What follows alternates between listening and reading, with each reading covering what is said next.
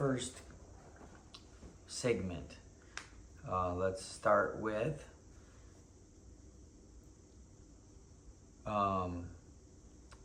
name, I suppose.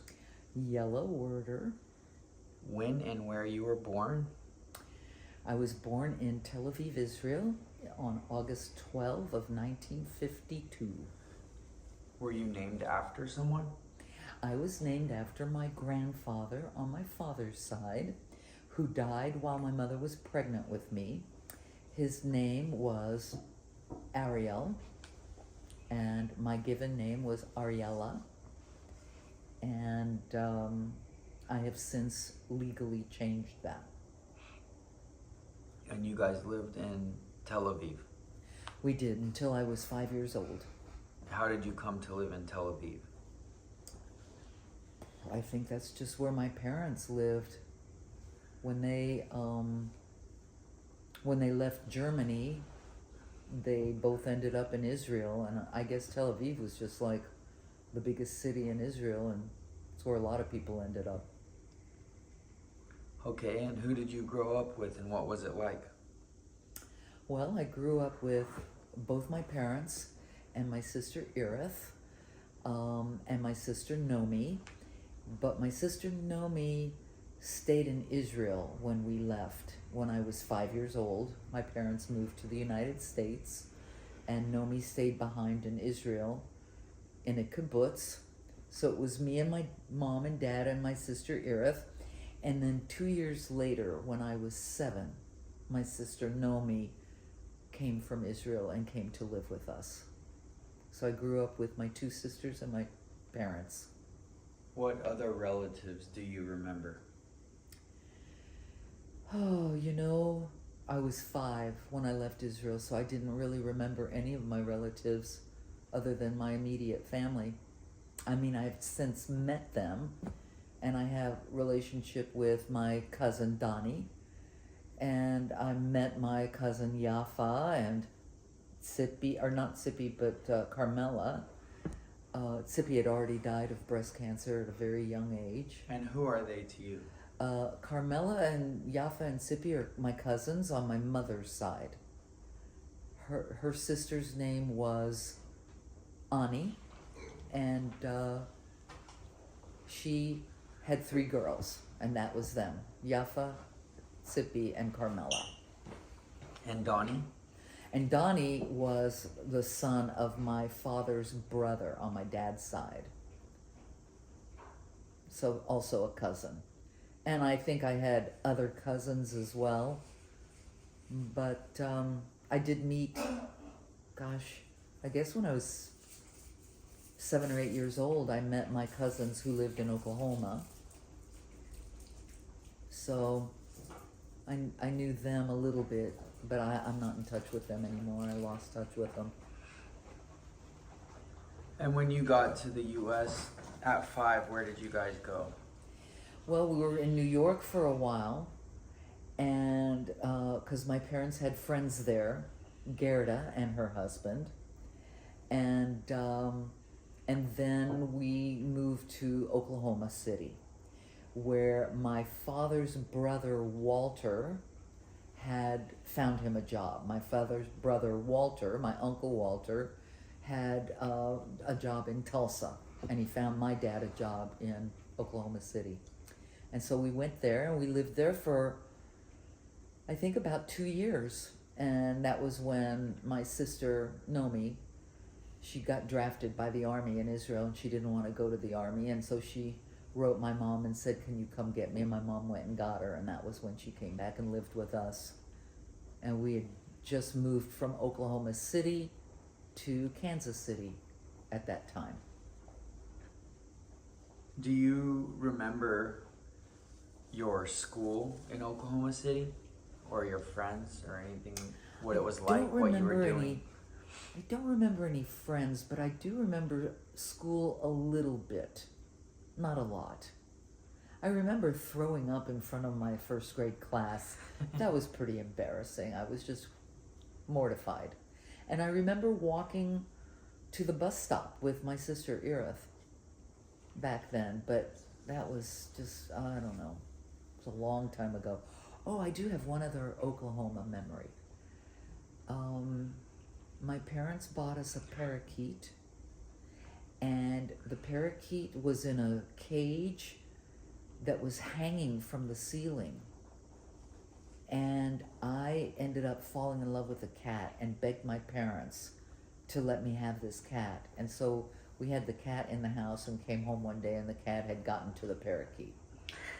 And I felt so guilty. I thought it was my fault, you know. That'll stick with you. I'm sorry? That will stick with you. Yeah, it did kind of traumatize me a little bit. I was 6, you know. So then Nomi came and you guys went to Kansas City. It all happened in the same time.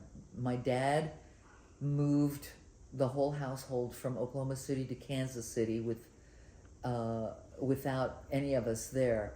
My sister Irith and I went and lived with my grandmother, Frances, my father's mother, who was in Florida. And we stayed with her for a couple of months while my mom flew back to Israel, picked up Nomi, and by the time she got back, my dad had moved the household and us back up to Kansas City, or not back up, but to Kansas City for the first time. We lived in Shawnee when we first got there, in a brand new house that we rented, and it was kind of unusual to have a house like that because everything else was kind of, you know, dirt farms and ranches and things like that. And so we were in a very rural area, but a very modern house. Because your dad got a job there, right? My dad got a job in Kansas City, yeah, and this was all jobs in sales. So they're never very stable jobs. So once you got to Kansas City, what did you and your friends do for fun? Where were your favorite hangout spots? Did you have hobbies?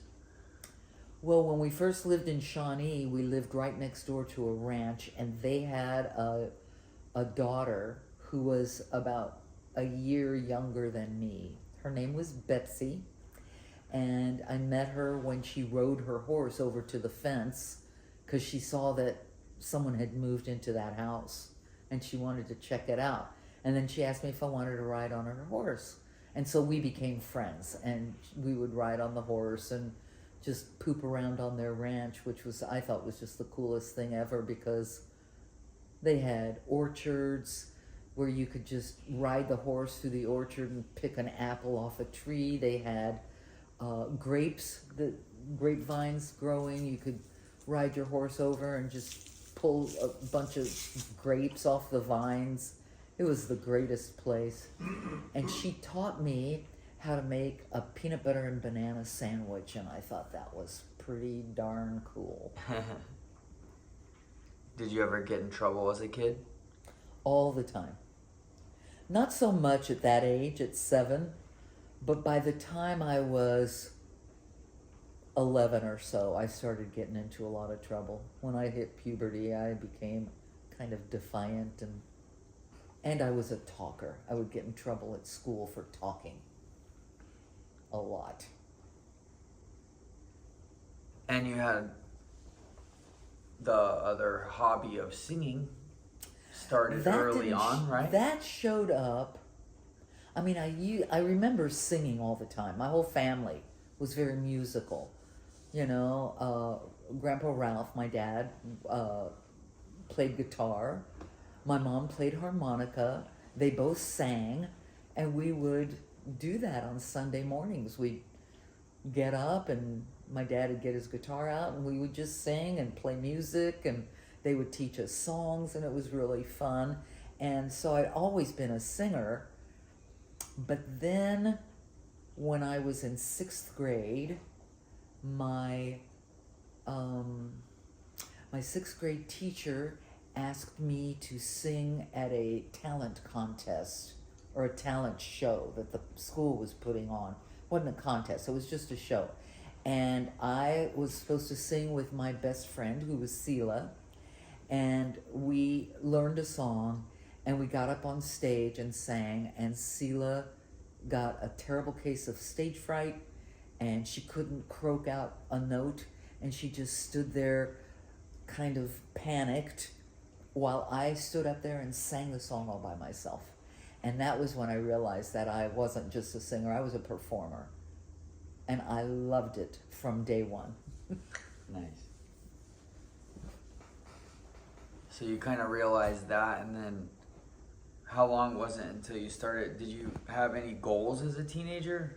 Did you start having like fantasies of singing professionally? Oh yeah, by the time I was 9 or 10 years old, I wanted to be a rock star. That's all I wanted to be.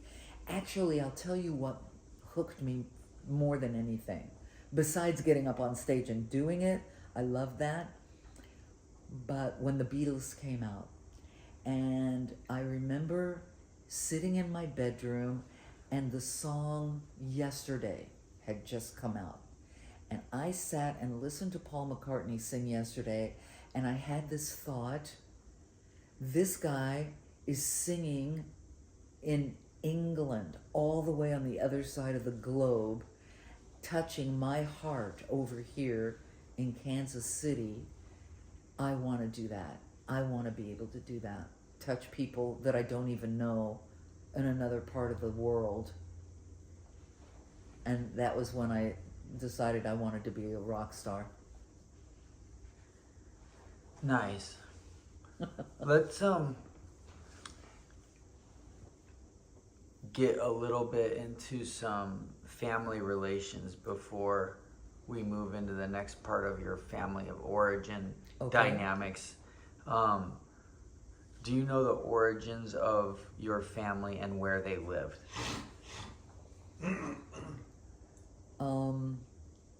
My parents, I'll start there. My dad was born in Munich and grew up in Germany until his mother, she developed an affair with a gardener and ran off with him, pregnant with his baby. My dad's father went to Israel. His mom, with the gardener, ended up in, where was it? Austria. And my mother was born in Berlin, and she was in Germany until she was 11 years old. They both left during the war. My dad was 14, my mom was 11. And they both left around the same time. I think it was the same year. So he was kind of orphaned. Right. His parents took off. He was, I think, about eight or so when they left. Maybe 10. And then by the time he was 14, he left Germany on his own with his brother, Walter. No, not Walter. Walter was the gardener's son. He left with his brother, Leo. Was it Leo? No, that was Grandma's brother. Oh, I can't remember Ralph's brother's name. Was that Donnie's dad? Donnie's father, yeah. I can't remember his name off the top of my head. But at any rate, so he and his brother left Germany when my dad was 14 on foot by themselves. That's crazy. And went to Israel, where his father was already living there. And then my mom's two brothers. Were they in communication, do you know? Yeah, I think they were writing each other. And he's like, I'm not going to come back for my sons, but you guys just get to Israel. I don't think it was that simple, Dan. Back then, it was the middle of the war. You couldn't just fly to Germany, pick up your child, and leave. Right. They were war, a nation at war at the time. So my dad just was very resourceful and had a lot of moxie and got him and his brother out of there. There was a lot of confusion and mayhem. It's war. So, people just run and go wherever they can. And my mom, same thing. I mean, her family left with 24 hours notice. And and left Berlin, and they ended up in Italy. And it took them almost a year to be able to get into Israel. It was hard to get to Israel because everybody after World War II wanted to go to Israel. Every Jew in Germany wanted to go to Israel. And every Jew in Poland and Russia, probably, right? Right. They all wanted. It was what they called the Great Exodus. You know, everybody wanted to come to Israel and live. And so it was very difficult to get in. And my mom's family, they went through a year of waiting for the paperwork to come through. And then, I don't know if I ever told you this story, but this is a story that Grandma Susie told me. When they got to Israel, she and her parents and her two sisters get to Israel, and the boat came to the dock, and they could see her two brothers waving at them from the shore, and they were docked in, and they were waving from the dock, you know, so happy their family was coming to join them.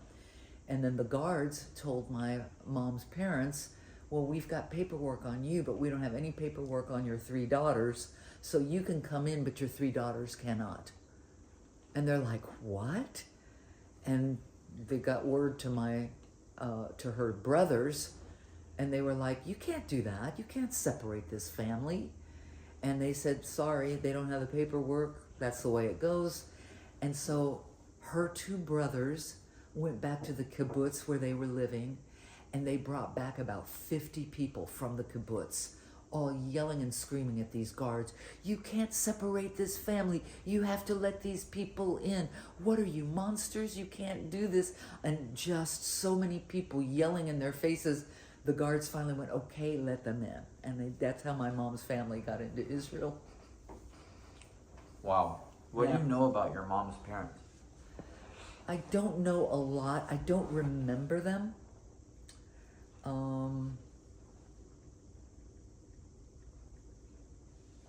His name was Benjamin.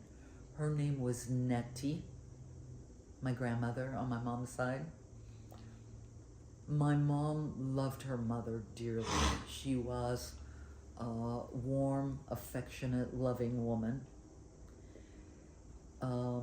She said that her husband, my mom's father, was a tyrant. He was mean and angry and yelled at everybody, and everyone was just constantly with their head bowed, trying to avoid getting in the line of fire with this guy.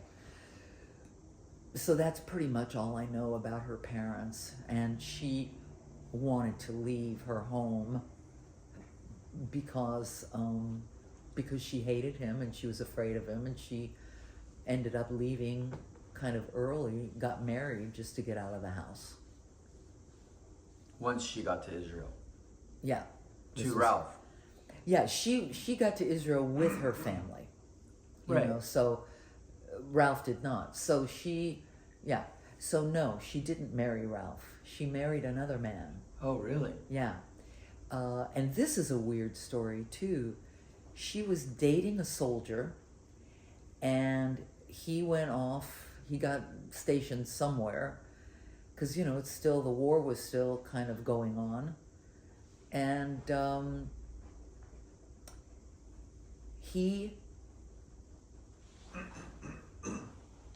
I don't know if she lost touch with him, or, you know, it's just hard back then. They didn't have mail service. And so she lost touch with him. He was in the service, and she was waiting for him to come home. And then she meets this other soldier, and he tells her he knew her boyfriend and that he was killed in action. And she was devastated because she loved this boy.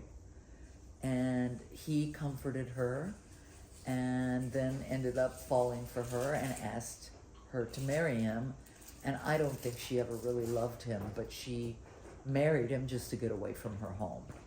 And that was Nomi's father. Oh, right.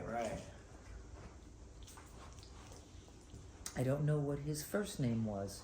But the soldier that he said died wasn't Didn't. ever a husband. No, he never. No, my mom thought he was dead, but he They wasn't. didn't marry.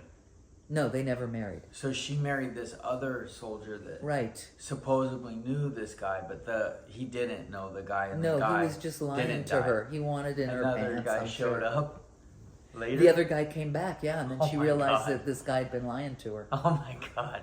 Oh, he was mentally ill. He And was that's Nomi's dad. yeah, he was. My mom told me that he used to chase her around the house for sex. Wow. You know, she'd say no, I don't want to, and he would just chase her and rape her. Jesus. I know, it was awful. He was just not healthy, not psychologically with it, and so when I think when Nomi was 3 or 4 years old, she divorced him. And then she met Ralph, my dad, and all of his friends are telling him, you can't marry this woman, she's a divorcee, and that's not good. And he was a Freemason, and they told him, if you marry a divorced woman, you can't be a Mason anymore. And he gave up his friends and he gave up the Masons because he loved Susie. And he wanted to marry her. Okay, going back to Kansas City. So Ralph left his friends and his position as a Mason to be with Susie because he loved her so much. Mm-hmm. He came to Israel with Nomi, or he came back to the States with Nomi, and you guys moved to Kansas City. So we're going back there. They didn't come back to the States with Nomi. Remember, Nomi was left for 2 years back in Israel. Yeah, and then he went and got her, and they came back. My mom went and got her. He didn't go back. And then you guys moved to Kansas City. Right. All right, so that's where I want to pick back up. So, Okay. How old were you then? When Nomi moved back with us, I was 7. She was 17. Nomi was 10 years older than me. Irith was 9. So what do you remember about attending school then in Kansas City? Do you remember the schools you went to and the grades you were there for? Well, when we moved to Kansas City, I was 7, so I was in 2nd grade. I don't remember much about the schools there until 2 years later when we moved to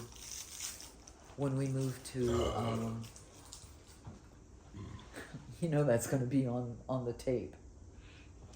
Excuse me. We moved to President Gardens. So we moved out of Shawnee into President Gardens. Actually, we moved to another house in between there, but we lost that house in Shawnee because Grandpa couldn't pay the rent. So you changed schools then too? Yeah, each time we moved, I changed schools. But then when we moved to President Gardens, I was in 4th grade, and we stayed in that school district until I graduated high school. So what do you remember about that? Did you have any favorite subjects? Who were your music. favorite teachers? Music was always my favorite subject. I remember my 4th grade teacher. I remember 4th grade because it's when I met Sela and we became good friends. Sela's parents lived in President Gardens as well, and they were from Poland and had left Poland during the war. And so they were immigrants and my parents were immigrants, so they became pseudo-friends. I don't think my dad cared for Sela's parents all that much, but my mom kind of liked her dad a little bit, and you know, her mom, Sela's mom, was just not real bright, and so my mom felt like, But there was another woman that lived there in President Gardens, not far from us, who also an immigrant, Jewish immigrant, and she was about the age of what my mom's mother would be. And so I think she became kind of a surrogate mother for my mom when we lived in President Gardens. But school-wise, I remember Miss Hennessy, my fourth grade teacher, a little bit. I remember my fifth grade teacher not very well. My sixth grade teacher, I really remember Mrs. Thomas, because she was just a really good teacher. And she's the one that got me up on stage. And I remember my music teacher from that grade school really well. I think I've told you this before. One day in music class, we were all singing a song. I reached for a high note and my voice cracked. And there was one young boy in the class that just laughed at me hysterically. And the teacher looked at him and said, I want to see you give it a try. At least she reached for that note. I don't see you reaching for it. And I felt so vindicated and defended and like I had a champion, and it gave me permission to make mistakes. And so I just sang with all my heart, not afraid of making mistakes, and turned into a good singer as a result. So I really credit that music teacher for that.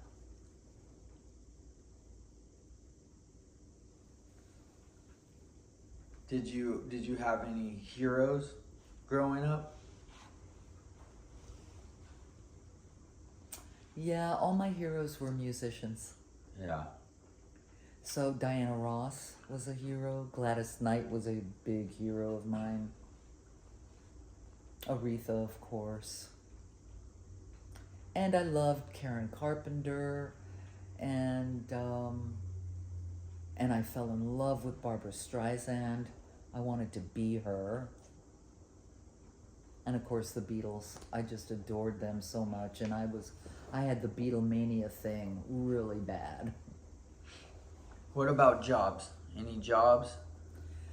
Well, we lived in President Gardens, and I would babysit, and then once I got into junior high and high school, my very first job, my dad and mom had become friends with a family, the Aarons, and they made burlap bags for produce like potatoes, onions, those big burlap bags, and sell them, and they had a pretty decent business. And my dad got me a job working for them when I was about maybe 7, 8 years old, 9 years old, something like that. I would string the drawstring into the top of the bag so that you could pull the bag shut. And I got paid a nickel for every 2 bags that I strung. And my dad opened up a savings account for me. I remember that really well. But my first real job after babysitting and Penny Annie little jobs, my real first job probably was waiting tables. I did that in the summers during high school. I would wait tables in the summer. And then when I graduated high school, I went and got a job as a secretary at the Jackson County Juvenile Courthouse. The juvie court. Yep. I was a receptionist for the probation officers. So I would, take the names of the kids that came to see their probation officer and let them know that they were there. And I was also transcribing, and then they throw me down into the typing pool where I would just transcribe all day long, and then they'd put me back on, I'd just go wherever I was sent. So now we're starting to have mentions of high school and after high school. What else throughout your school years was stand out? Was there any major significant moments through those school years up until finishing high school? Well, when my parents got divorced, that was pretty significant. Okay, so when that did was that when happen? I was 16. Okay. So I was like a junior in high school, I think. And so my junior senior year was kind of, I felt like I was out of it a lot. I mean, I look back now and can see I was not functioning well. I think I was kind of traumatized by my parents' divorce. Yeah. But I didn't know it at the time. I just was grateful to have school. I got on the drill team in high school and I loved it, and I would go early every morning at 6 o'clock. I'd be at school because we had our practices before school started, and sometimes on the weekends we'd practice. In the summer we'd practice out in the parking lot of the high school, and I loved being on the drill team, and we'd perform at football and basketball games. It was really fun. So that was significant. I remember that. And then, of course, I remember being in plays and being in the choir, and we'd do contests. In fact, I remember one of the contests that we did, my choir teacher had picked out a German song for me to sing at contest. And these contests were like, you'd go to the capital city of your state, and they'd have schools from all over the state, kids that they had brought, and they would do competitions, choir competitions, individual competitions, quartets, all different kinds of things. And I was asked to do individual singing, and I sang this song in German. And I remember when I got my critiques back, the judge had said, a beautiful voice, but probably more suited for rock and roll than classical music. You're like, yes. And I was like, all right. Yeah, I was like, okay. So your parents got divorced, you were 16, and did you stay with your mom then? Yeah, my dad left and went to New York. Okay, so dad went to New York, and how was that for you and your sisters? Well, here's the divorce story. My father, when I was maybe 10 or 11, started traveling for his work. He was a traveling salesman. He sold all different kinds of things. And as it turned out, he had ended up all the way on the East Coast at one point, and so he went to visit Gerda, who was a family friend, and she and her husband had been divorced, and he ended up having an affair with her. This is who you guys stayed with when you got to the U.S. Exactly. And when my mom found out about it, I think she was pretty devastated. And then he asked my mom for a divorce, and he went and lived with and got married to Gerda. And so yeah, he was in New York living with Gerda, and Gerda had 3 kids. One was a heroin addict who was just a train wreck. The other 2 were younger, and they kind of considered my dad to be their dad. So they were my step siblings, but I really didn't know them. I didn't get to know them until I met them at my dad's funeral years later. And I still am in communication with the sister. But so yeah, I stayed with my mom. So what was that like for you and your sisters and your mom, him leaving? My mom was angry. I was angry. My sister was wounded. Erith was really, really wounded. She ended up gaining probably 60 to 80 pounds shortly after he left. She just ate her grief about his leaving. I was angry. I swore I'd never talk to him again. I wouldn't write him. I wouldn't take phone calls. My mom kept telling me, he's still your father. I'm like, I don't give a shit. He left me, fuck him. That was my attitude. And that's not Nomi's dad. Was she in the picture? Nomi had just had Michael at that point. Right when my mom was getting divorced, she had Michael. And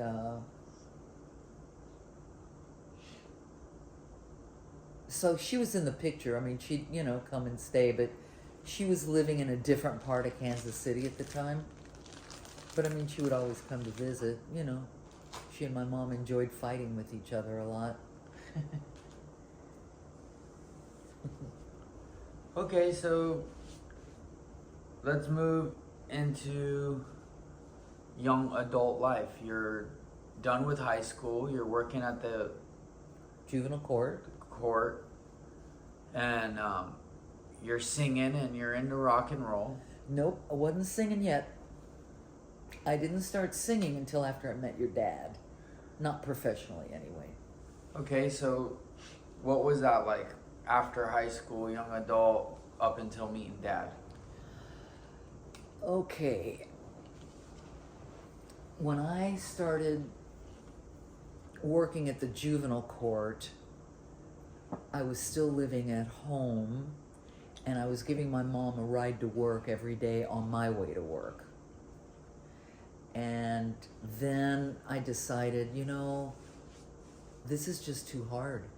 I need to live closer, and I don't want to, you know, my mom can find another way to go to work. And so I moved away from home. I had just turned 18. No, I was 17.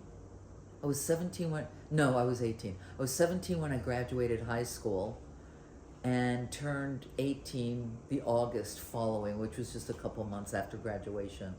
And so, and then it was maybe, I don't know, maybe 3 or 4 months after that, I moved away from my mother's house, and a woman that I had met who was dating one of the probation officers at the court that I worked with, found me an apartment and said, you know, this is great because we'll be neighbors. This was in Kansas City. They had these old houses that used to be mansions. They were beautiful, big houses with, you know, 25, 30 rooms in the house. And now they were all being split up into apartments. So this particular building on the second floor had 2 apartments. And I lived on one, and this friend of the guy I worked with lived in the other. And then, of course, she and I became really good friends. And I was introduced to the wonderful world of cannabis. And I loved it, and I became quite the pothead. And I would do, you know, hard drugs too. Not like heroin or anything like that, but, you know, back then, though, I don't think I was doing cocaine back then. Nobody was doing cocaine back then. We were all just smoking pot.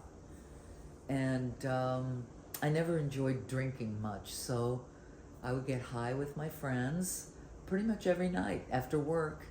We'd get together, and then on weekends,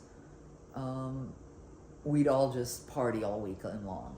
And then my friend Mary and Mary worked at the juvenile court with me, and she and I both got vacation time and decided we were going to go to California.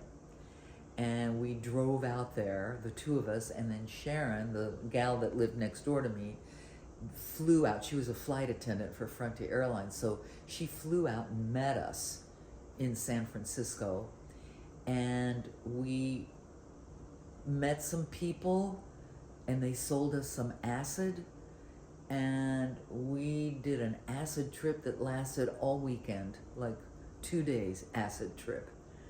And it was a profound experience for me. It really was. The trip out there. The trip out The there, trip. the acid trip, all of it. The whole thing was trippy. And so then, after we got back from that vacation, acid became part of the routine. So we would smoke weed every night after work, and on the weekends, we'd trip and do acid. And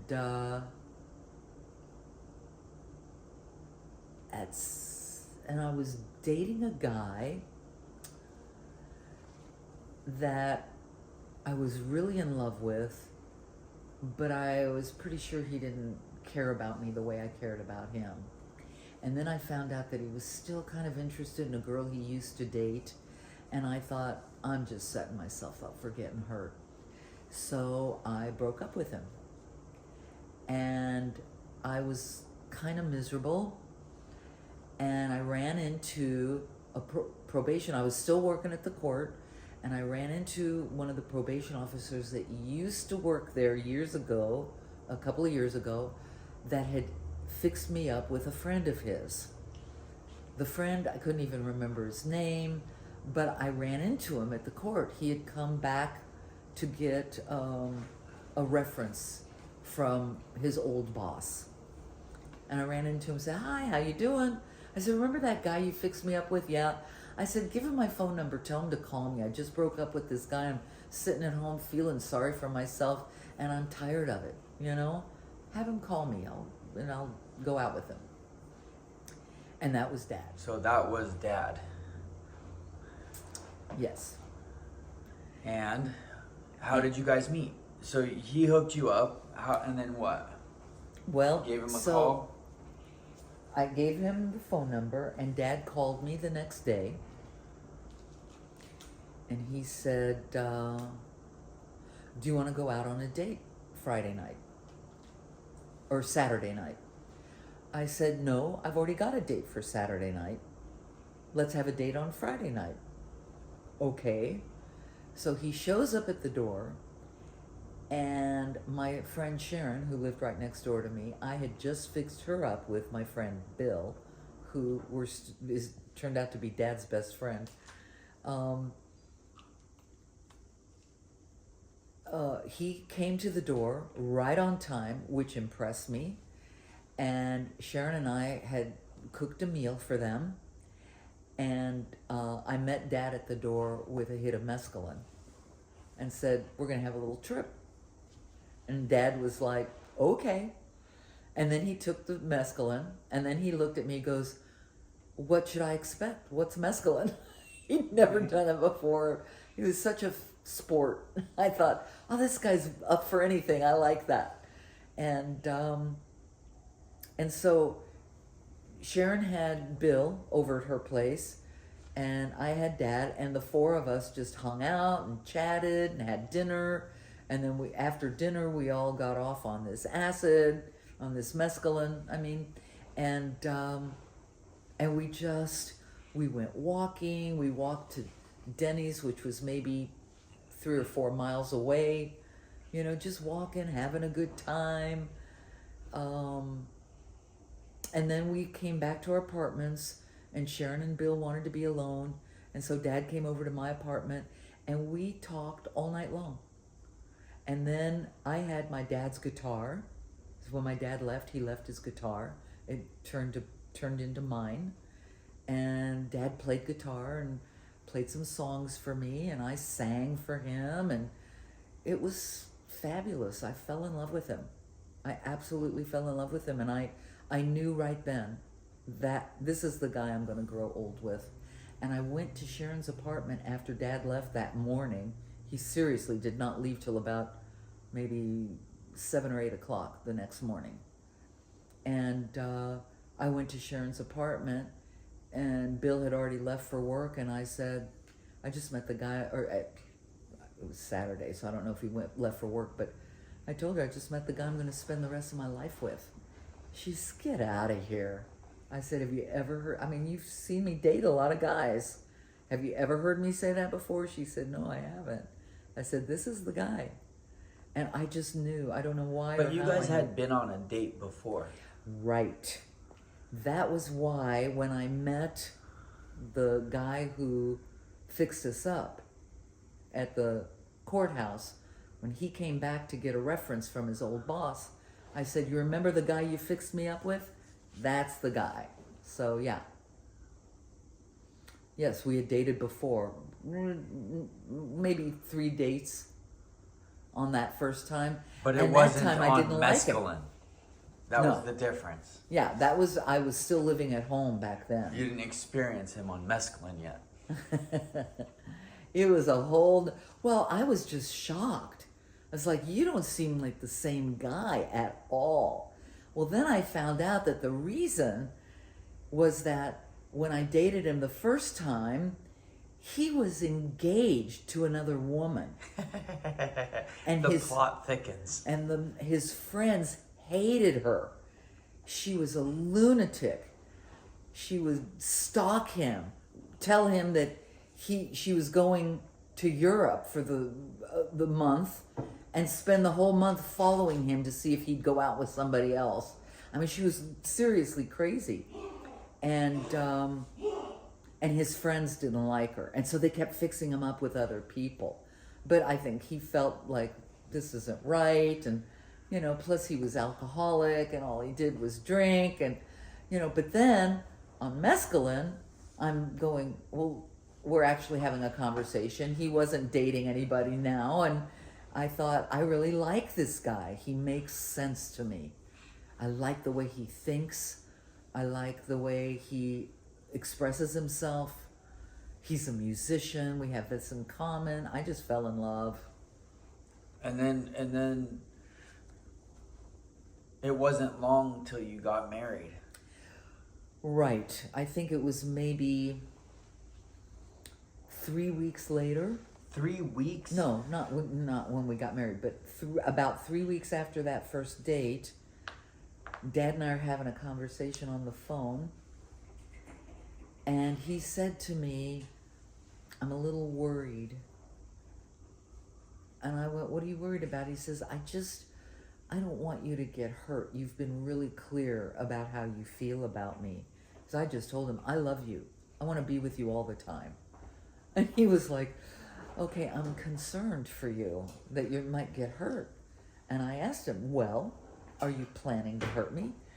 And he said, no. I said, well, then what's the problem? And he said, well, I just don't know if you're the kind of girl I could take home to meet my parents. And I said, I don't give a shit if I ever meet your parents. I just want to be with you. I'm living in this moment. That's all I got. I want to be with you. Okay. And 2 weeks later, he invited me to his parents' house for dinner. He just, what can I say? It was a little bit more of a slow burn for Dad, but he fell in love too. Yeah. And so we met in October and got married in the following June. November, December, so 8 months. We dated 8 months before we got married. What was the wedding like? We got married at a Justice of the Peace in Olathe, Kansas. We went to the courthouse. I think Dad's father, Al, knew the judge and said, hey, my son's getting married. And he said, sure, have him bring. So we went to the courthouse, we got married there, and then we had a big reception at Dad's parents' house, Grandpa Al and Grandma Marion. And then what? And then I think I can't remember how many months we'd been married.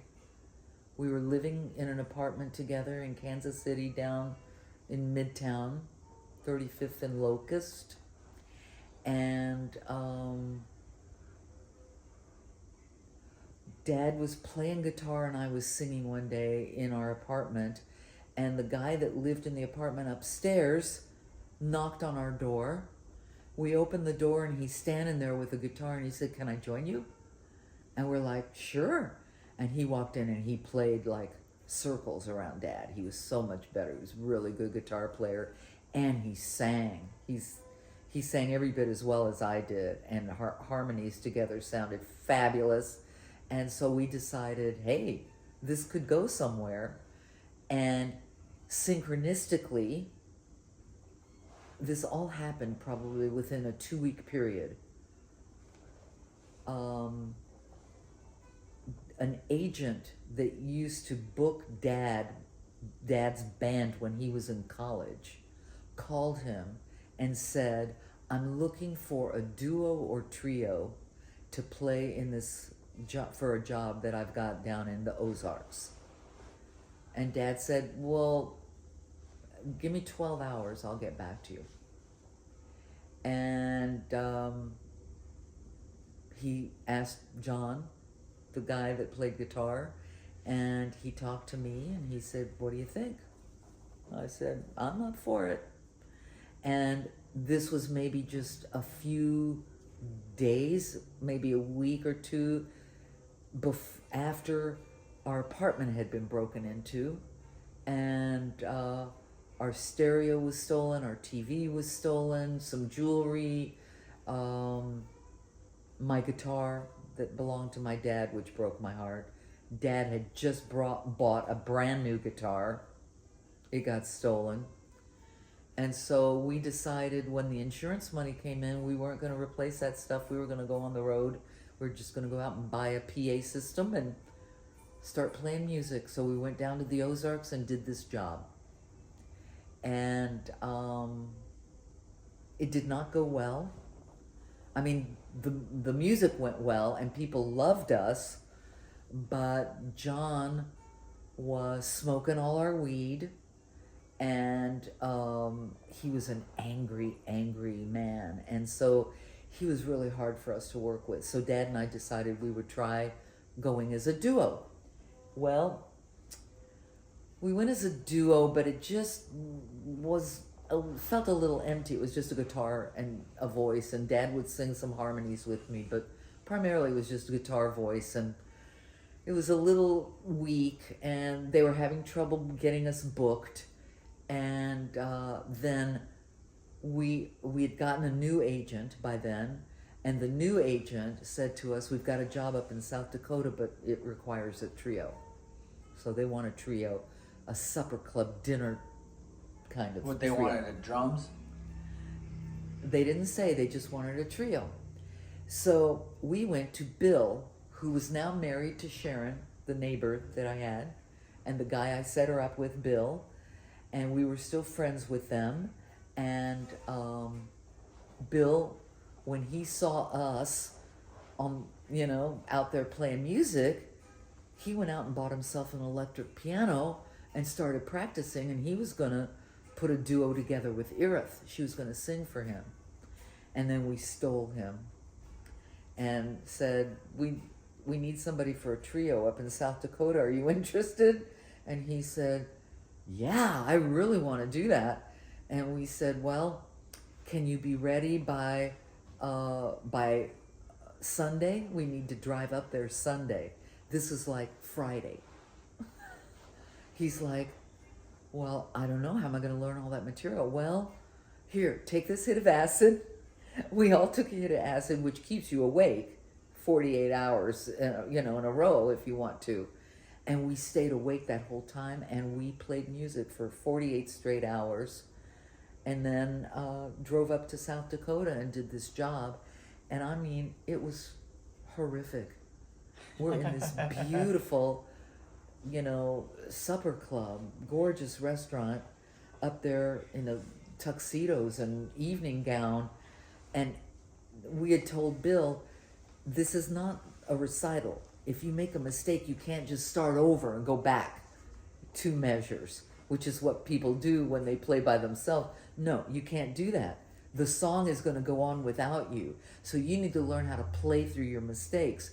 And he learned how to do that really well. And he played mistake after mistake after mistake. I mean, it was wrong chord, sour chord, wrong chord, after wrong chord, after sour chord. Oh, it was horrible. And Dad's guitar playing was, he was a drummer. And he had to pick up the guitar to try and, accompany me. And so it was like, here's a singer with 2 musicians that were really substandard, and it wasn't great. But we did it every night, and we just kept getting better and better and better. And then the agent that was booking us said, "I've got a job for you guys, but you really do need a drummer. And I've got a kid who plays drums, and he's been playing for this other band, but they kicked him out. They caught him smoking weed, and they kicked him out." And we had a long talk with him, and he swears that he will never do it again. And if we could get him into another band, so are you willing to take him? And we went, "Oh, well, let's think about it." Okay. And we hired Steve, And Steve's mother brought him to our house. And I looked her straight in the eye and said, I promise we'll take good care of your son. He was a year younger than me. And I said, I'll be his mother, don't worry. And 30 minutes after she left, we were all dropping a hit of acid together. Oh my God, we had fun. That was a great 4-piece. And The then 4 of you us guys became had a family. show already?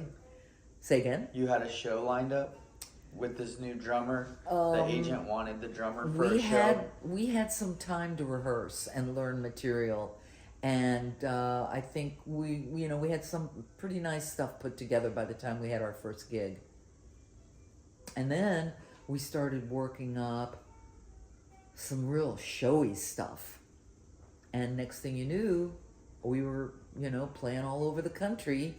And they booked us into Las Vegas. And we played Las Vegas. So this agent had that in mind already, saying he wanted a band with a drummer. Right.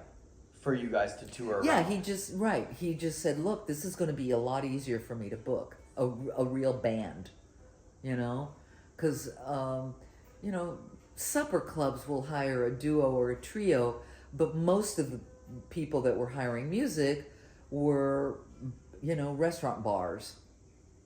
So we got on that kind of circuit, either hotel bars or restaurant bars. And we did that for 2.5 years. So then you ended up in Vegas, and then what? That turned into more touring all around the country? Yeah, and we did that, and until that band broke up, because we ended up hiring a bass player after a while, and the bass player kind of put a wedge between the piano player and the drummer. Steve and Bill had become really good friends, and they would always room together, and Dad and I would room together. And then when we hired the bass player, Rich, it kind of put a wedge between Steve and Bill, and so the band broke up, which is... Because that pesky drummer was smoking pot, Yeah. devil lettuce. He was the devil. Anyway, he stuck with us, and we hired and we decided to try that for a while. It was Steve on drums, Dad on guitar, me on voice. We did that for a while. It didn't really fly well. So now Bill's gone and the bass player's gone? Yeah. No, the bass player might have still been with us, but Bill left the group, and then it just all fell apart. And we hired a couple of guys that Dad played music with in college. One was a bass player and the other one was a guitarist. And so Dad went back and played drums. And so he played drums, and then we hired a keyboard player, and we had a funky little band. They were really good players. And we called ourselves, this is funny, because when we had Bill and Steve and Rich in the band's name, I'm embarrassed to tell you, was Yella and Her Fellas. I saw the picture growing up. Yeah, it was a horrible name. And we were rehearsing in a hotel lobby in Kansas City, and the clerk that worked at the desk in the lobby was gay, and he got a call that said they wanted to talk to one of the guys in the band. And he comes in with his little slip of paper with the phone number on it, and he said, I've got a message for one of the fellas. This is a message for one of the fellas. And they all looked at me and said, we're changing our name. And I went, okay. So we changed our name to the Strutters, which was a good name for a band. We were strutting. And we had a lot of good, we played a lot of good gigs, and we felt like we were getting really quite accomplished, and we thought... Covers, right? All covers. And we thought, you know what, this is getting good, let's go to LA and see if we can start doing some original stuff. So the whole band? The whole band. So we went to Yeah, we went to California. We moved out there with Mike and Randy. Randy guitarist, Mike bass player, Dad and I, the four of us. And shortly after, Mike said adios, and Randy got a job working at a studio, and Dad and I were pounding the pavement trying to get work for me. You know, we had the agent that we had in Kansas City knew a guy that worked for Philip Morris, which was the biggest agency in LA, and they said, oh, you know, Yella's got the talent, we can get her on the Tonight Show within a couple of years. And here's all you have to do. And they sent us on all these interviews and things, and Dad went, I can't do this. It's, you know, because they were asking us to do pretty wacky, stupid stuff. I've heard a story about you going to someone's house and waiting for them to come out of their elevator and then chase them with a guitar. It wasn't their house. It was I don't know, maybe they had an apartment there in this building. But yeah, that's right. They came off the elevator and Dad was with his guitar. And, you know, this guy's going, what are you doing? Oh, God, get out of here. And Dad was so mortified that he said, I'm never doing that again. I'm not doing this anymore. Okay, so LA wasn't cutting it. Where to? Well, to be honest, I became really clear when Dad said he didn't want to do it anymore that I had a choice. Excuse me. Gesundheit. I had a choice. I could either stay in LA and continue to work on it, because I knew this stuff doesn't happen overnight. You got to really work at it. But Dad was like, I want to get out of here. And I had to choose, am I going to stay married and move wherever Dad wants to go? Or am I going to stay here in LA and let him, you know, cut him loose and let him go wherever he wants to go? And I chose to stay with Dad, obviously. And he put resumes out. We looked at all the places we had been when we were traveling on the road playing music. And he put resumes out to all those places. So he sent resumes to places in Nebraska. Columbia, Missouri was one of them, because we had done the Ozarks and really liked that area. Colorado Springs was one of them. I think there was a place in Arizona that we had played that we thought this would be a cool place to live. So we looked at all the places and we thought, oh, this would be a cool place to live.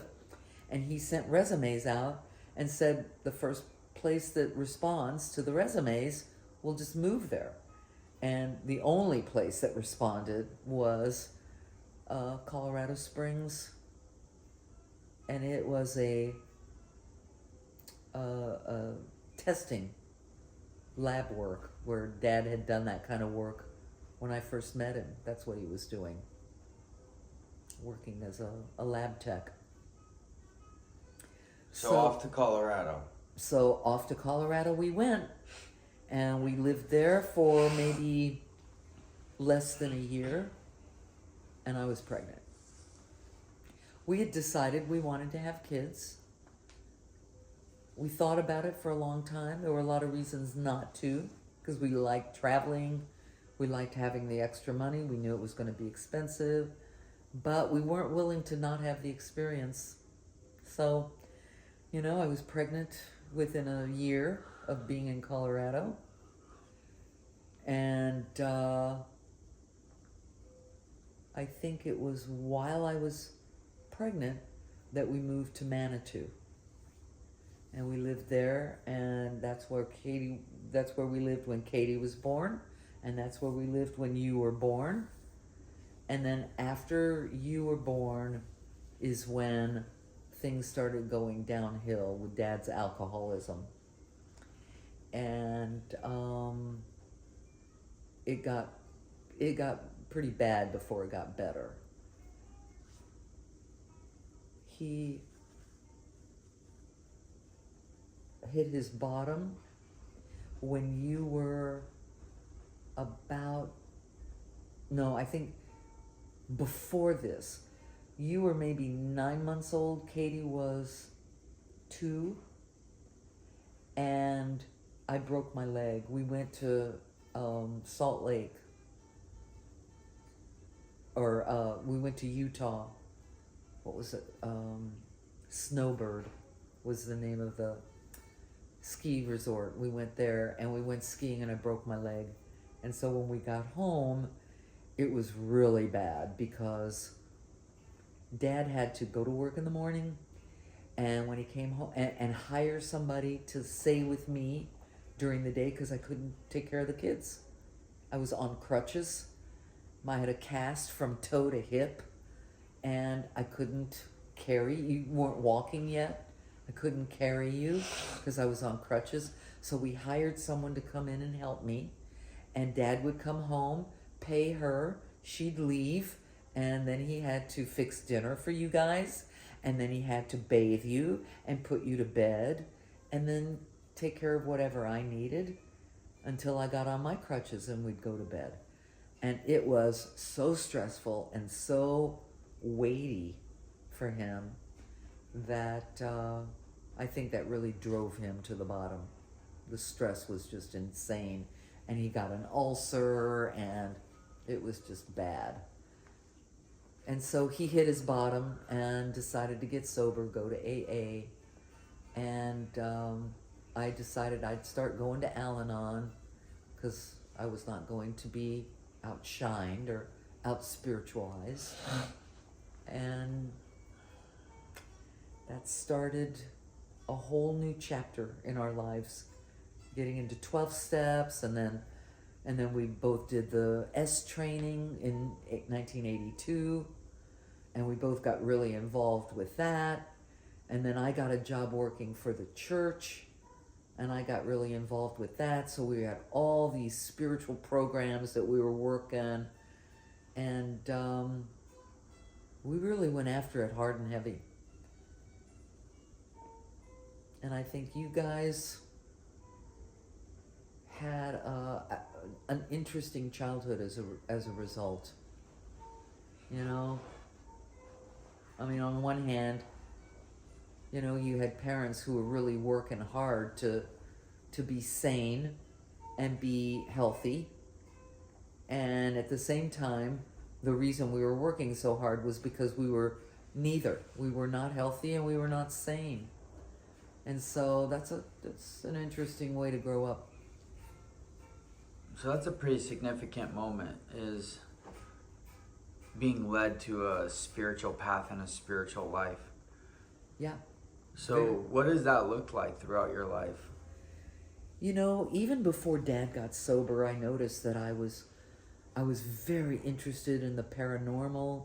I had experienced a haunting as a young, when I came back from California. That trip to California, I experienced a haunting. And so I was real interested. I was reading Edgar Cayce, just interested in all of that stuff. And then when Dad got into AA and I got into Al-Anon, and they're telling me to find a higher power for myself, I had no idea what that meant, and I'm kind of searching. And Dad was working with this guy whose wife was Jehovah's Witness, and she and I and Sandy Chisman were on a bowling team together for Rocky Mountain Geotechnical, and I was sharing with them, you know, that I was having a lot of interest in this spiritual stuff, and that this AA or this Al-Anon program was all about spirituality and finding a God of your understanding. And so she sent the Jehovah's Witnesses to my door because they figured, hey, here's someone who's looking.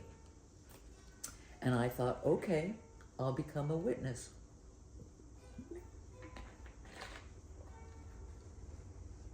That was the year I stole Christmas. Because, you know, Jehovah's Witnesses don't celebrate holidays. And so I thought I was going to be a good girl and not celebrate Christmas. And I would beg Dad every night to pray with me. And he's just like rolling his eyes going, oh my God. And he was actually seriously considering calling somebody to have me deprogrammed. I don't know if you know what that means. But back then, in the early 70s, there was a guy, Asian guy called Reverend Moon. And he had a huge following of people that, and it was a huge cult. And people would get involved in this. And I mean, after a while, there was a whole group of people in the United States who started offering a service that if someone you knew or you yourself had been involved in Reverend Moon's cult, that you could get deprogrammed, because they were convinced that he was programming people's minds to believe nonsense, and they would deprogram you. And so Dad was getting ready to call somebody to have me deprogrammed. But by then, the fact that he wouldn't join me in prayer and he wouldn't become a witness, and I could see that it was breaking up the family and it was creating more pain than comfort. And something in me knew intuitively that God would not want that for me. God wouldn't want me to be uncomfortable and have my family breaking up in the name of God. I just couldn't believe that that's what God wanted. And so I probably learned from that how to pray in earnest. It was the first time I ever said a real prayer. Because, you know, I'd said prayers as a kid. Please don't let my parents die. You know, please let me make good grades in school, that kind of stuff.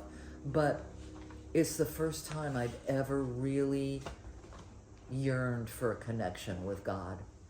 And I got on my knees one night and I just said, God, I need help. And I'm not willing to listen to a witness or a husband or anybody else but you. If you want to talk to me, you talk to me directly. I'm open. And I went to bed that night and could not sleep all night long. I tossed and turned, tossed and turned, tossed and turned. And by morning, I realized that the reason I had become a Jehovah's Witness was because they offered something that was very, very familiar to me, and that is guilt and shame. You're guilty and shameful if you don't believe and you don't follow the rules. And I thought, you know what? I've had enough. That was it on Jehovah's Witnesses. And I woke up the next morning and God had answered my prayer. I was sane again. So that was beautiful. And then when were you introduced to Science of Mind? That wasn't until quite a bit later. We were very involved in landmark education, the S training, and Dad and I were both driving up to Denver very regularly, assisting and taking courses and seminars. And there was a woman that had done the training with me, and her husband had gotten sober with Dad, and she invited me to her church. And it was Who was that? Brooke Henderson. She invited me. This is Brooke and Tom. Yeah, Tom and Brooke. And she invited me to the Science of Mind church and said, would you come and take a look at my church? And I said, sure. So I went with her, and I thought, well, this is sweet. It's lovely. But it's church. And I'm not a churchgoer. So when she asked me to come back, I said, I'm sorry, Brooke. I'm just not a churchgoer. And if I were going to do church ever, I would do this one because it's lovely. But I'm just not a churchgoer.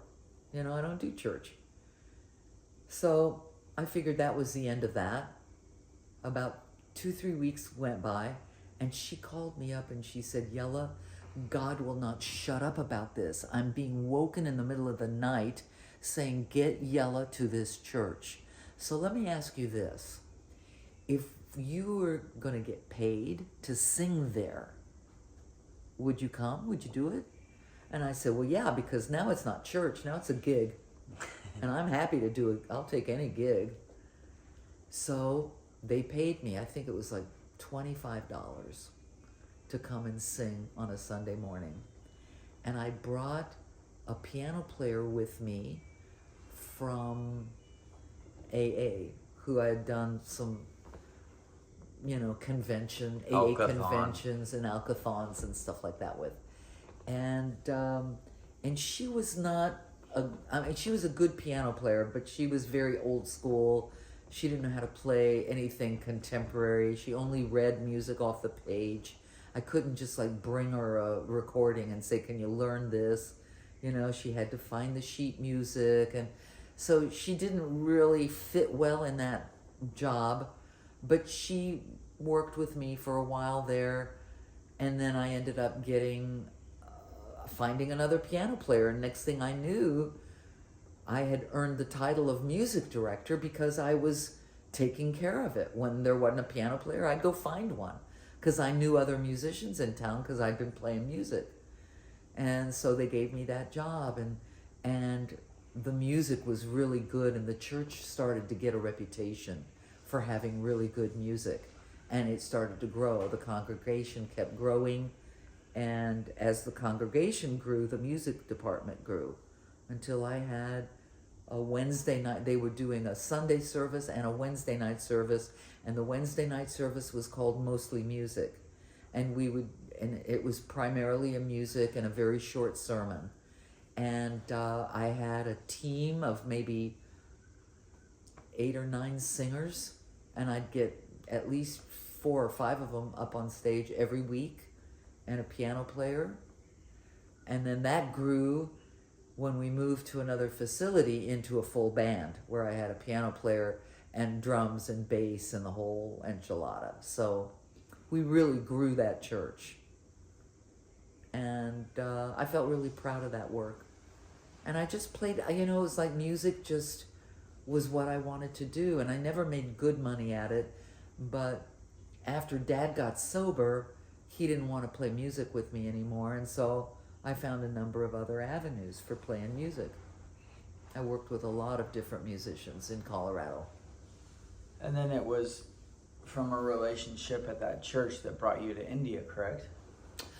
Yes. One of the ministers there, I became friends with. And she introduced me to her teacher. She had gone to India and she had met Sai Baba and had a profound experience, and he became her teacher. And she said, I think you might be interested in this. Now, before, I can't remember the sequence, she gave me a video of Sai Baba, and I watched this whole video that talked about who he was and what he does, and how many people come to see him. And I just knew I had to go to India to meet this guy. But then, between the time of watching that video and telling my friend Shirley that I wanted to go with her to India, and we planned a trip, and it was like 4 or 5 months in advance that we'd planned this trip. And in that time, between when I decided to go and had the tickets to go, Shirley handed me a cassette tape and said, somebody handed me this tape and said this was really good. And I listened to it. I thought it was good too. I thought maybe you'd be interested. Okay, so I put the cassette in my car, and it was Gangaji. And I was blown away. I felt like I had been waiting my whole life to hear what this woman had to say. And when she spoke, I recognized what she was saying as the truth that I'd known from before I was born. And so I went to see her in Santa Fe. I took some friends of mine from church. We all went. We spent some time with her. The rest of them weren't all that interested in her. But I was just sold that this is the woman that's going to teach me what I need to learn. And then I found out that her teacher lives in India. So when I went to India, we went to see Sai Baba, which was Shirley's teacher, and then I went up to see Papaji, and none of the other women went with me. I went up by myself to see him. And it was the most profound experience of my life to meet him and to have him wake me up in a way that I could never forget and never reverse. So you were like, I'm gonna go see him, and they didn't want to join you, Right? and you figured your way there. And how long did you stay there where he It was was? just a couple weeks. A couple weeks. That's all. Just a couple weeks? That's Just- a long time. So you went alone in India to this other place for a couple weeks. It was crazy, Daniel. It was crazy. I mean, my friends that I'd gone to India with, that were down in the south where Sai Baba had his ashram, went with me to the airport and said, "Can you make sure that when she gets to Lucknow that there's a taxi driver that will take her to where Papaji is?" And they said, "Oh yeah, no problem." So I get to Lucknow and I arrive and somebody says, "Come with me." They've got my name, on a sign. They say, "Come with me." They don't speak English. And I tell them, they say, "You want to go to see Papaji?" I'm like, "Yeah, Papaji." They all know who Papaji is in Lucknow. And they said, "Yeah, just get in the car." And I just got in the taxi and I just trusted that they were going to take me there. It was about a 45-minute drive to Papaji's satsang hall, which is where they dropped me off. And on the way, the taxi driver stops to put gas in his taxi and turns around and asks me for money for the gas. And I'm like, is this going to be part of my fare or is it in addition to my fare? I have to pay for his gas. I didn't understand, but what can you do? I gave him money. He fills his tank, and then we're still driving. Another 20 minutes goes by, and we're driving through some really dark areas of the country, and I thought to myself, oh my God, is this where he pulls me out of the back seat and into the bushes and rapes me and then kills me? Is this going to be how my life ends? It was scary. So he didn't speak any English, and I was just, and then all of a sudden he said, "Okay, we're here." Stops the taxi, and some guy comes up to the taxi. He says, "Are you Yella Werder?" I said, "Yeah." He says, "Okay, come on out." And he asked the taxi driver how much I owe him, and I paid him and gave him a great big tip because I was just so grateful to finally be there. And the guy who met me there was an Israeli guy, which made me really feel at home for some reason. And he said, "Okay, here's your options. You can stay in this place, or this place." I said, "I want that one." And he took me there, and it was just lovely. I had my own room. I had my own bathroom. There was another woman staying there in the house. And, she kind of educated me, showed me where to, which street vendors sold what, and figured my way around. Figured out how to walk across roads in Lucknow. That was not easy. Because, it's everywhere you go. It's just so crowded in India. And the streets are like everything from big trucks to cars and taxis, rickshaws, horse-driven carriages, motorcycles, cows, goats, pigs, you name it. They're all out on the street, and pedestrians, all out on the street together. And so getting across the road is not an easy task. It was fun, though. It was fabulous. And I you met spent 2 weeks there, and you'd go see him every night, or? He offered satsang twice a week was all. So maybe 3 times a week. I think it was scheduled for 3 times a week, but one of the times that I was there, it got canceled because he was feeling under the weather. But every day you could go to his house, and they served lunch every day and they served dinner every day.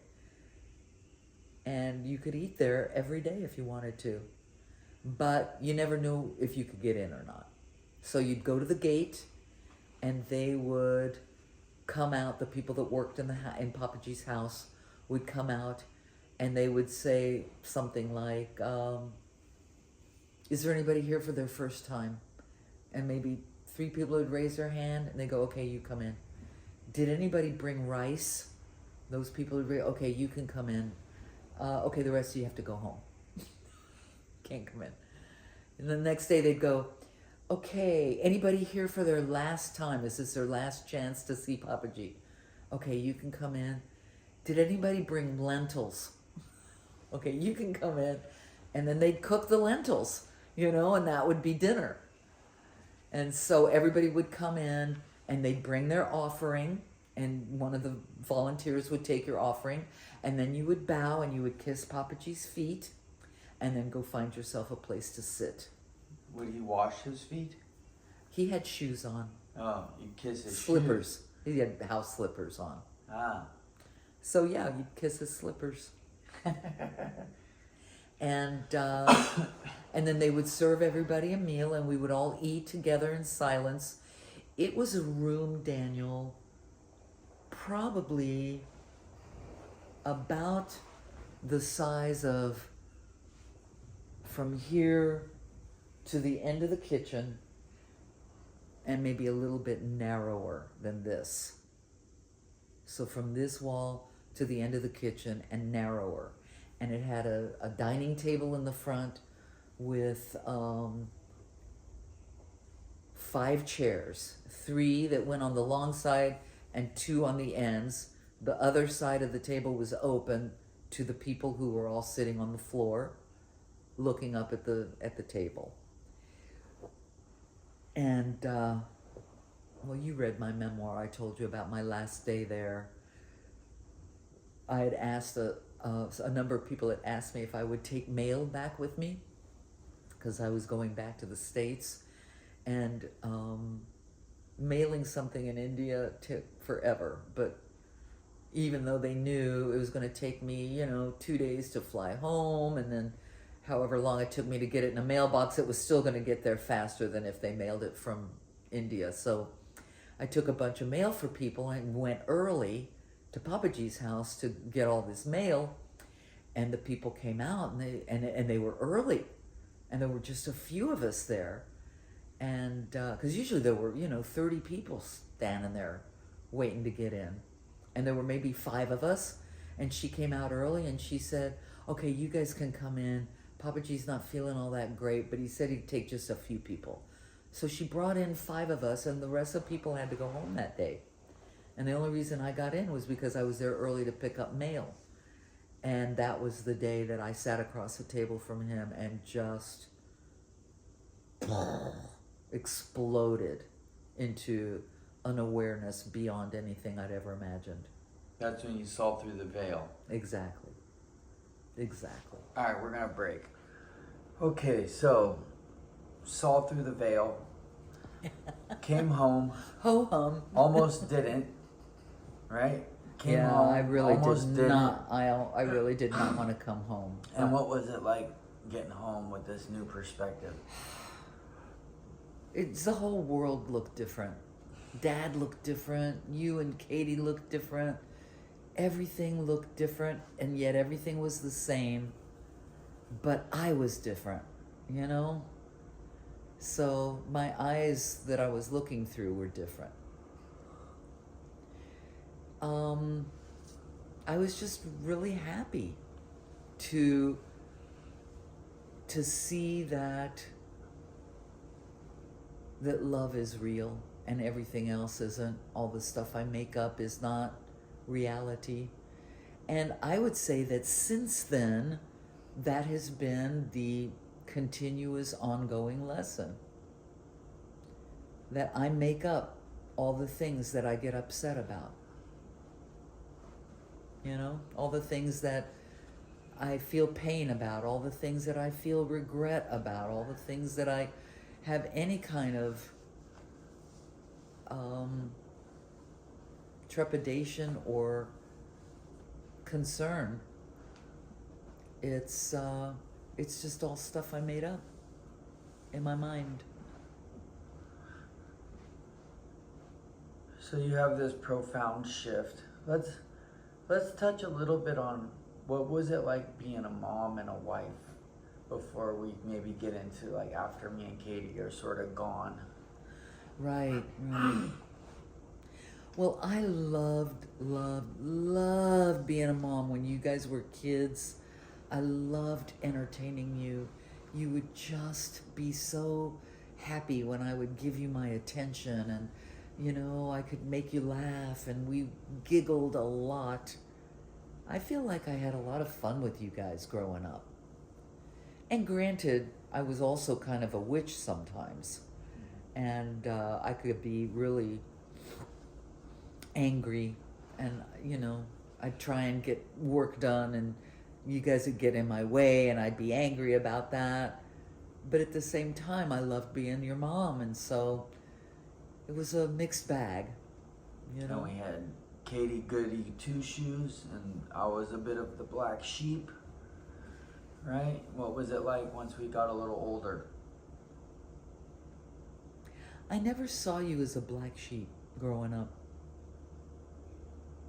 I really didn't. I just, and I didn't see Katie as a goody two shoes either. I just knew that you guys were both very different, and that I needed to approach my interactions with you differently. Katie was someone I could sit down and reason with. You were never that. So I would, she would work with me, and she didn't act out much until she got into college. Whereas you started acting out, probably at about 6 months. And so I just knew you guys were very different, but I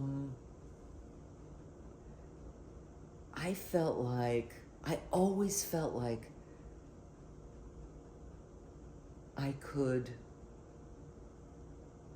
get through anything. I always had that sense about myself that I could get through anything. And as a result, I always felt like you guys could get through anything. My kids could get through anything, just sometimes I needed to help them a little bit. And so I felt like I could help you get through anything.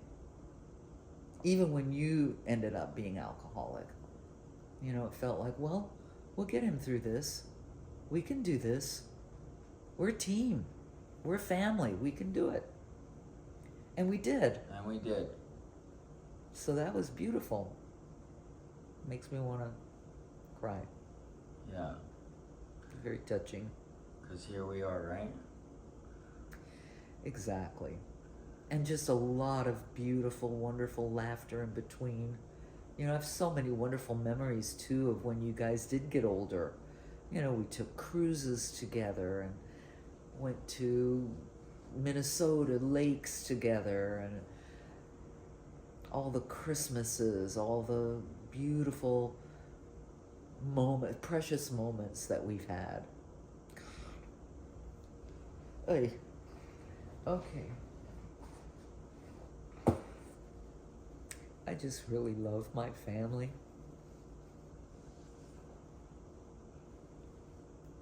What is one of the happiest moments of your life?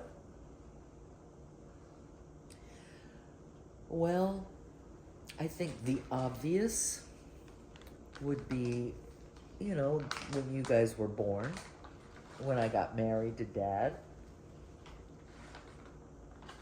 when I met Papaji, when I met Gangaji. I've had some,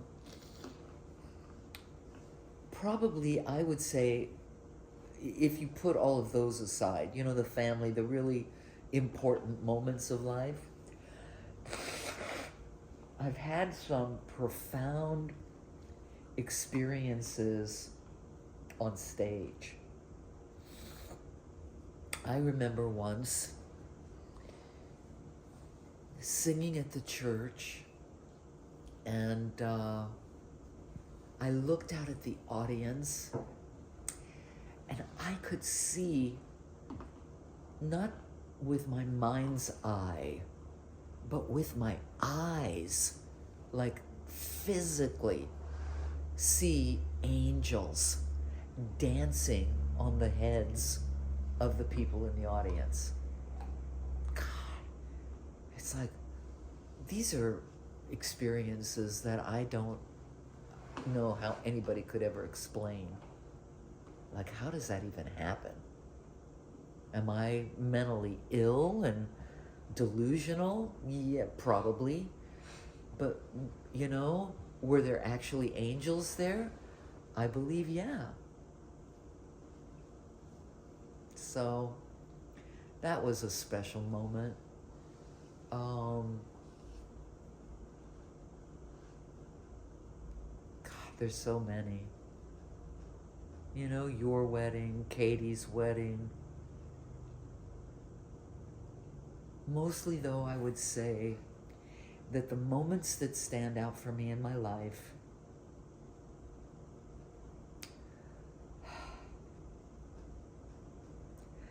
they're the times when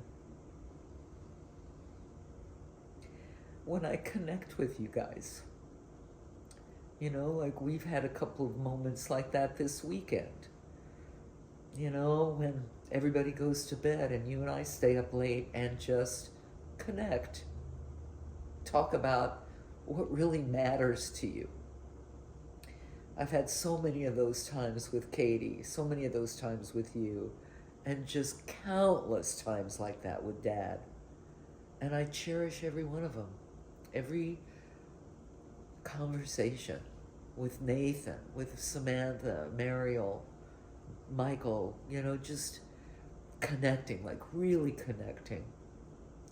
Having a heart moment. Those are the moments that stand out in my mind as precious.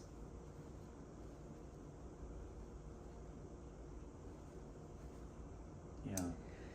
Well, I should have known I would never get through this without getting all weepy, but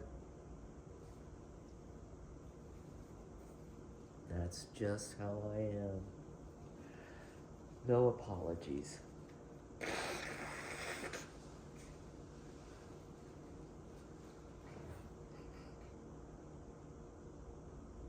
Well, do you want to talk a little bit about leaving Colorado and entering retirement and what that's felt like? Panama? Yeah. Well, actually, you know, what's there for me now is the whole internal conversation about aging. Reaching that, you know, those final chapters of your life. And that really started when we moved to Panama, where I could look and see, you know, I'm not working toward raising my kids and making sure they're okay anymore. I'm not working toward trying to get enlightened anymore. I'm not working toward disciplining myself and learning about my integrity anymore. I'm just living my life and watching, just paying attention. And what I find is that paying attention is really all that's required. When you pay attention to what's going on in your own world, you have a tendency to make appropriate choices. Just because you're paying attention and you're not letting yourself get, I'm not saying I don't ever let myself get distracted, because I get distracted all the time, but that's what I work on now, is just paying attention, living my life, staying conscious, you know, and just being kind and loving to people. I feel like I've made a lot of new friends since we've left Panama. The 10 years in Panama were just spectacular. And really hard. But what I've found, Daniel, is that the really hard things I've gone through in my life are the times when I feel I got the most value out of life, where I really just sucked all the information, all the wisdom, all the intelligence, all the understanding out of life was when it got really difficult. And so I don't regret one moment of this life. I do regret losing people. And the two big ones for me that show up are Erith and Sandy. As much as I loved Grandma, you kind of in your heart plan to grieve your parents, but you don't plan to grieve your best friend. There's just no preparing for that.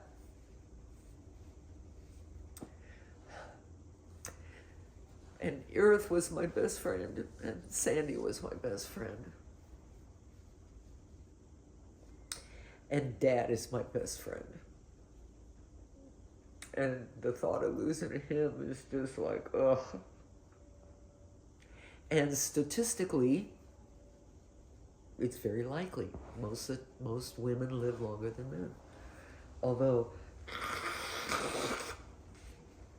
I'm thrilled to death that Dad stays so fit. So, except for his, allergies and respiratory stuff, which he's had his whole life, he's really stayed pretty healthy. We both eat healthy, we both stay active. So I feel pretty good about that. But, you get to be this age, you start really thinking about the end of your life and dying and what it's going to do, how it's going to affect the people you love. And being in retirement, for a while, I kept trying to do things to make money. Kept trying to establish a counseling business and, playing music, which of course was really, truly fun. But I've noticed that in the last 5 years since we've been here in Mexico, I've kind of embraced the idea that I'm truly retired. I'm not going to work anymore. And so I'm trying to enjoy traveling, enjoy family. And I still counsel people, but I don't delude myself into thinking I'm actually going to make money at it anymore. I just counsel people.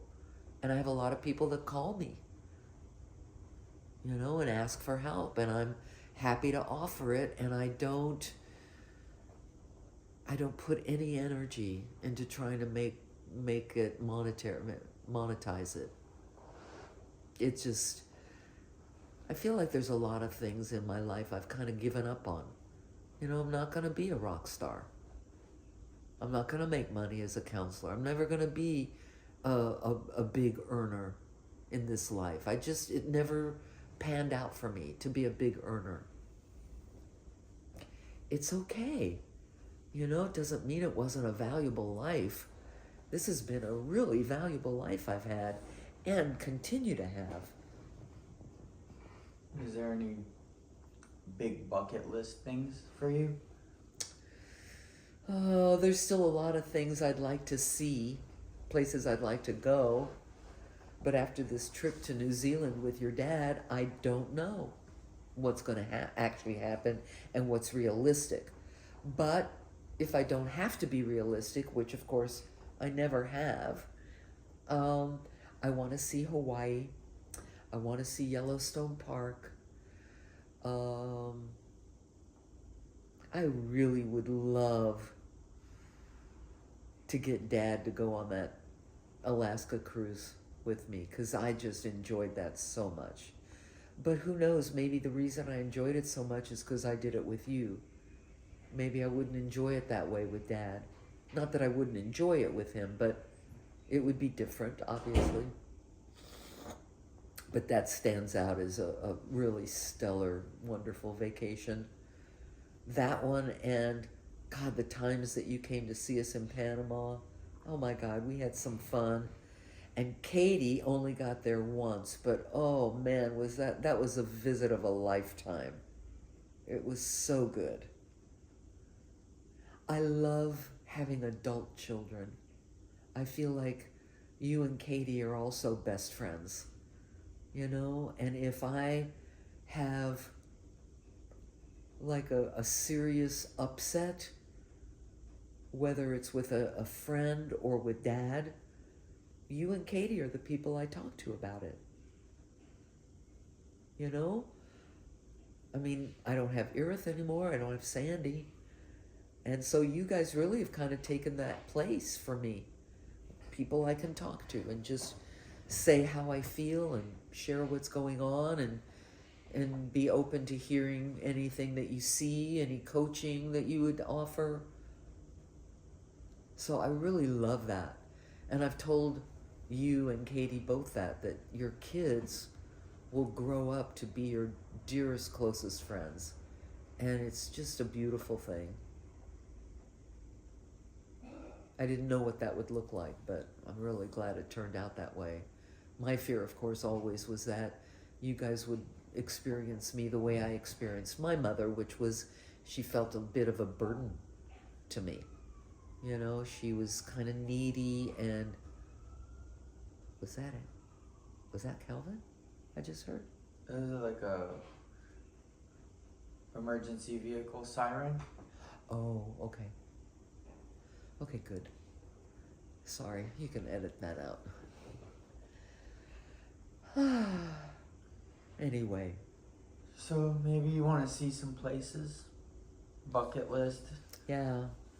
Hawaii, Yellowstone, Amsterdam. I'd really love to go see Amsterdam. And I think I would like to go back to Jerusalem. I mean, now's probably not a good time, but I would love to go back to Jerusalem and see it. I felt like it was just such a rich, rich place. So many different cultures, so many different languages, so much diversity and such deep spiritual honoring and respect. You know, everybody that's there seems to have a mutual respect regardless of what language they're speaking or what country they came from. So I'd love to do that. Definitely on my bucket list to see you have a second child. Definitely on my bucket list to be a great grandmother.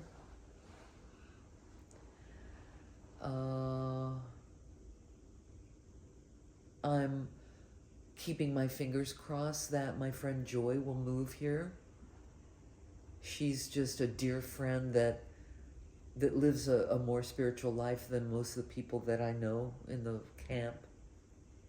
So that's important to me, that the people I hang out with have a spiritual life and that they are willing to talk about it with me, because I need that conversation to keep myself stimulated. And I don't know if you remember Werner Erhard used to say, you've got to live in the inquiry to keep it alive, to keep your transformation alive. So you've experienced a transformation. If you want it to stick, you got to keep interacting and talking about it and sharing it with people and like that. So Okay, well, why don't we wrap with this last question? What accomplishments are you most proud of? you and your sister, first and foremost.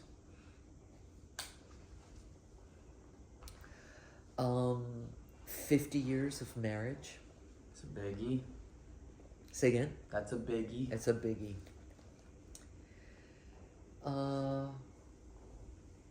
I'm proud of how well I learned how to sing.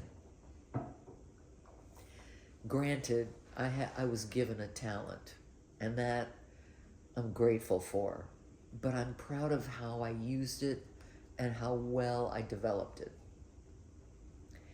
I'm really proud of how well I developed my performing capacity.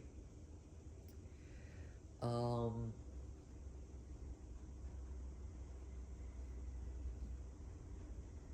just proud of the human being I turned into. I like myself. If that's not too arrogant to say, it's really the truth. I like myself. I enjoy my own company. I'm just proud of being a fairly healthy human being, given where I came from, especially. And what I married into, it's like, it's been a lot of dysfunction. And today I feel like a healthy human being. And one of the things that I didn't expect, that I'm surprised with, is how I've become really good at reading people. Like, I can hear what's not being said. It's my owl medicine, that ability to see in the dark. Sometimes it's uncomfortable. I see things I don't want to see, but I feel really proud of that too. It feels like an accomplishment. I mean, not like I set out to accomplish it, but I feel like it was a byproduct of my work on myself, So, but first and foremost, you and Katie feels like the best work I've done in my life. Oh, good job. Thanks, baby. I adore you. And for Katie, whenever she sees this, I adore you too, honey. But I think you both know that. Thanks for doing this. Yeah. It feels... God, I feel like I'm supposed to die now. No, don't die. Oh, fuck.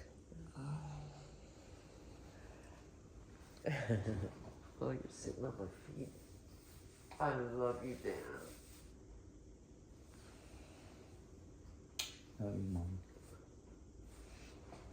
And I know I told you this yesterday, but Dad and I were watching you at the park, and both of us just looked at each other and went, God, he's such a good dad. We're so proud.